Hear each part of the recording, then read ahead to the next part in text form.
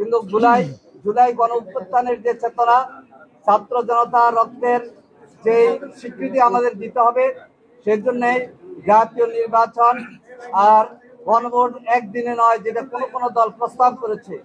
আমরা আজকে 8টি দল প্রস্তাব করেছি যে জুলাই জাতীয় স্থানের স্বীকৃতির জন্য আগে গণভোট নভেম্বর মাসের মধ্যে শেষ করতে হবে। বর্তমান সময়ের আলোচিত বিষয় হচ্ছে জুলাই গণ অভ্যুত্থানের স্বীকৃতি স্বরূপ সরকার জাতীয় ঐক্যমত কমিশনের মধ্য দিয়ে যে জুলাই জাতীয় সনদ তৈরি করেছে, আমরা 25টি রাজনৈতিক দল এতে স্বাক্ষর করেছি। জুলাই জাতীয় সনদে স্বাক্ষর হওয়ার পর সরকার ঐক্যমত কমিশনের মাধ্যমে জুলাই জাতীয় সনদের আইনি ভিত্তি দেওয়ার জন্য গণভোটের প্রস্তাব করেছে। আমরা আজকে 8টি দলের পক্ষ থেকে প্রধান নির্বাচন কমিশনের কাছে দাবি জানিয়েছি, জুলাই জাতীয় সনদের টেকসই আইনি ভিত্তির জন্য নভেম্বর মাসের মধ্যে গণভোটের আয়োজন করতে হবে। ফেব্রুয়ারি মাসে জাতীয় নির্বাচন হোক, কিন্তু জুলাই গণ অভ্যুত্থানের যে চেতনা, ছাত্র জনতা রক্তের যে স্বীকৃতি আমাদের দিতে হবে, সেজন্য জাতীয় নির্বাচন আর গণভোট একদিনে নয়, যেটা কোনো দল প্রস্তাব করেছে।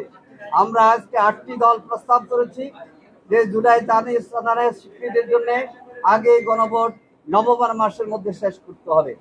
আরেকটি গুরুত্বপূর্ণ বিষয় হচ্ছে যেটা সংশোধিত আরপিও, যেটা আগে ঘোষিত হয়েছে এবং অন্তর্বর্তী সরকারের মন্ত্রিসভা উপদেষ্টা পরিষদ অনুমোদন করেছে।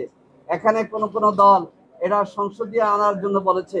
আমরা বলেছি সরকার এবং আমাদের অন্তর্বর্তী সরকারের উপদেষ্টা পরিষদ যে আরপিওর অনুমোদন দিয়েছে, এটাকে হুবহু বহাল রাখতে হবে।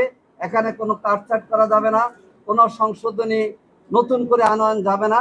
সরকার যেটা মন্ত্রিসভা অনুমোদন করেছে সেটাকে কার্যকর করে জাতীয় নির্বাচনের ব্যবস্থা করতে হবে এবং জুলাই জাতীয় সনদের আগে নির্বাচনের জন্য লেভেল নিশ্চিত করতে হবে।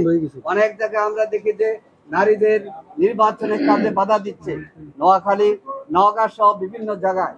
এই জন্য আমরা এখানে 8টি দল সবাই ফেব্রুয়ারি মাসের জাতীয় নির্বাচনে উৎসবমুখর পরিবেশ করার জন্য যে দাবিগুলো আজকে জানিয়ে এসেছি, এই দাবিগুলোর আলোকে নির্বাচন কমিশন পদক্ষেপ গ্রহণ করবে।